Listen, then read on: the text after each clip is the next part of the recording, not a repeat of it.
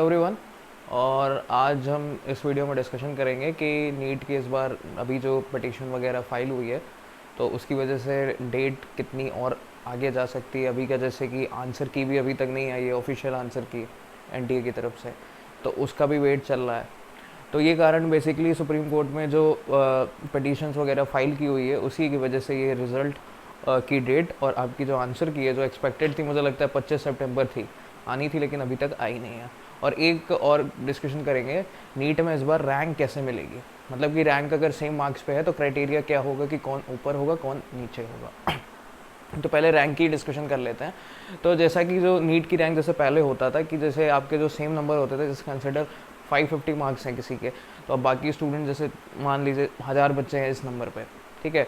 तो अब जो क्राइटेरिया होगा कि किसकी रैंक ऊपर रहेगी, तो पहले क्या होता था कि जिसकी एज ज़्यादा होती थी उसको प्रायोरिटी दी जाती थी, तो उसकी रैंक पहले होती थी। अब ये चीज़ एनटीए ने इसको हटा दिया है, ठीक है। तो अब क्या प्रायोरिटी आपकी होगी कि बायोलॉजी के जिसके मार्क्स सबसे ज़्यादा होंगे उसकी रैंक सबसे ऊपर होगी, ना कि एज की। तो ये अच्छा पॉइंट है मेरे हिसाब से कि एज फैक्टर नहीं होना चाहिए, आपने पेपर में क्या किया है उसके हिसाब से ही रैंक का डिसीजन होना चाहिए। तो ये बहुत अच्छा स्टेप है मेरे हिसाब से। उसके बाद बायोलॉजी के मार्क्स आपने देख लिए, टैली हो गए, अगर वो भी सेम आ रहे हैं उसके बाद आप जाओगे केमिस्ट्री के मार्क्स पे, ठीक है। तो केमिस्ट्री के मार्क्स मैच किए जाएंगे कि किसके केमिस्ट्री के स्कोर ज़्यादा है।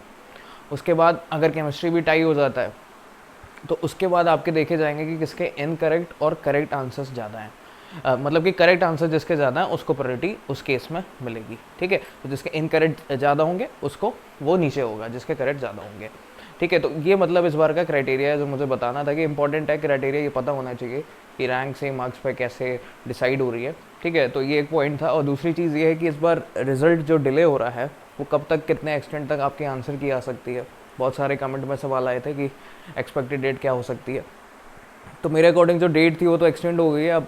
अब पिटीशन कब तक चलती है, अभी हेयरिंग बाकी है, तो तब तक मुझे लगता है डिले रहेगी। आंसर की मे भी आ जाए, रिजल्ट हो सकता है और आगे चला जाए। जो 12 अक्टूबर मुझे लगता है 10-12 अक्टूबर थी, सेकेंड वीक में आने की पॉसिबिलिटी थी जो एक्सपेक्टेड थी पहले के हिसाब से। अब वो हो सकता है कि आपकी 15 या 16 तारीख तक एक्सटेंड हो सकता है, ठीक है। तो एक्सटेंड हो सकता है, मैं नहीं कह रहा कि ये कन्फर्म है, बट हाँ आप एक्सपेक्ट कर सकते हो कि 15 से 16 तारीख तक ये डेट जा सकती है, ठीक है। और रही बात आपकी आंसर की ऑफिशियल आंसर की और ओएमआर शीट वगैरह जो आप चेक मिलाओगे अपनी, वो भी मुझे लगता है कि जैसा कि अभी साइट पे कुछ वर्क चल रहा है, जब तक चेक कर सकते हो कुछ एरर वगैरह आ रहे हैं, तो मे भी वो वर्क कर रहे हो, अपलोड वगैरह कर रहे हो आंसर की साइट पे। तो हो सकता है आपको, मुझे लगता है आज 1 तारीख है, तो मुझे लगता है 5 या 6 तारीख, 5 के आसपास आ जानी चाहिए।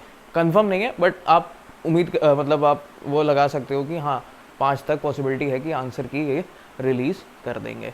तो वही है, ये पिटीशन की वजह से डिले हुआ है, बाकी ऐसी कोई रीनीट या इसकी पॉसिबिलिटी मुझे नहीं लगता कि होगी, है ना। और बाकी आप तैयारी जिसको करनी है वो आप लग जाओ तैयारी में, ठीक है। वेट मत करो इन सब चीज़ों का, है ना। आंसर की आपकी आ रही है, आप मैच कर लो। अगर आपके मिनिमम स्कोर नहीं है तो आप अपने नेक्स्ट ईयर के लिए आप आगे तैयारी के लिए लग जाओ। आपको कोर्स ज्वाइन करना है, उसमें आप अपना मतलब स्टेप ले सकते हो, ठीक है। तो रीनीट के चांसेस मुझे नहीं लगता कि इस बार पॉसिबिलिटी है या एनटीए कराएगा, ठीक है, क्योंकि सुप्रीम कोर्ट को आपको प्रूफ वगैरह देने पड़ेंगे, तो वो मुश्किल है। भले आप पिटीशन फाइल करके रिजल्ट रोक सकते हो, बट हाँ डिसीजन जो होगा वो सुप्रीम कोर्ट का होगा। अगर उन्हें प्रूफ मिल जाते हैं, तरह तरह जगह से इन्वेस्टिगेशन हुई है, अगर वो प्रूफ होंगे कि हाँ पेपर सही में बहुत बड़े लेवल पे लीक हुआ है, तो हो सकता है कि रीनीट हो, वरना तो बहुत कम चांस है कि रीनीट होगा। तो यही बताना था। बाकी जो डिले हुआ है वो इस पिटीशन की वजह से हुआ है, जो हियरिंग चल रही है। मे बी और भी डिले हो सकता है, ये एक्सपेक्टेड मैंने अपनी डेट्स बताई है। मे बी इसके बाद कुछ हो, अगर कुछ लीक की न्यूज़ और आती है तो हो सकता है ये और डेट एक्सटेंड हो सकती है। रिजल्ट की हो सकती है, मे बी आंसर की आ जाए, क्योंकि आंसर की से इतना इफेक्ट नहीं पड़ेगा रिजल्ट पे। वो अगर कैंसिल होना होगा तो फिर भी हो जाएगा। रिजल्ट हाँ हो सकता है और आपका एक्सटेंड हो सकता है, ठीक है। तो बाकी आपको अगर कोई और टॉपिक पे वीडियो चाहिए होगी तो कमेंट में ज़रूर बताइएगा, और चैनल को सब्सक्राइब कर लीजिएगा, और वीडियो अगर अच्छी है तो आप इसको लाइक भी कर दीजिएगा। बाकी मिलते हैं नेक्स्ट वीडियो में।